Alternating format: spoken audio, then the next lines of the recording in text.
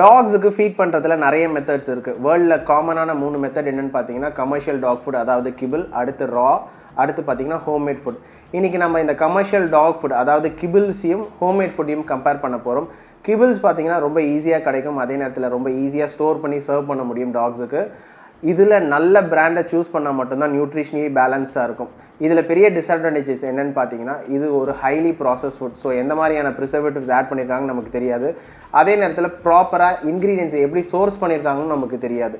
அடுத்து ஹோம்மேட் ஃபுட்டில் பெரிய அட்வான்டேஜஸ் என்னென்னு பார்த்தீங்கன்னா உங்கள் டாகுக்கு ஏதாச்சும் ஒரு டிஃபிஷியன்சி இருந்துச்சுன்னா ஃபுட் மூலியமாகவே அதை கரெக்ட் பண்ணிக்க முடியும். அதே நேரத்தில் உங்கள் டாகுக்கு பிடிச்ச ரெசிபியை நம்மளால் மேக் பண்ணி கொடுக்க முடியும். இதில் ஒரு பெரிய டிஸ்அட்வான்டேஜ் என்னென்னு பார்த்தீங்கன்னா இதை குக் பண்ணுறதுக்கு கொஞ்சம் டைம் எடுக்கும். அதே நேரத்தில் நியூட்ரிஷனை பேலன்ஸ் பண்ண தெரியலனா பிரச்சனை ஆகிடும். பட் நம்ம சேனலில் நிறைய ஃபுட் ரெசிபிஸ் இருக்குது. பேலன்ஸ் பண்ண தெரியாதவங்க அதை பார்த்து பேலன்ஸ் பண்ணி உங்கள் டாகுக்கு சர்வ் பண்ணுங்கள்.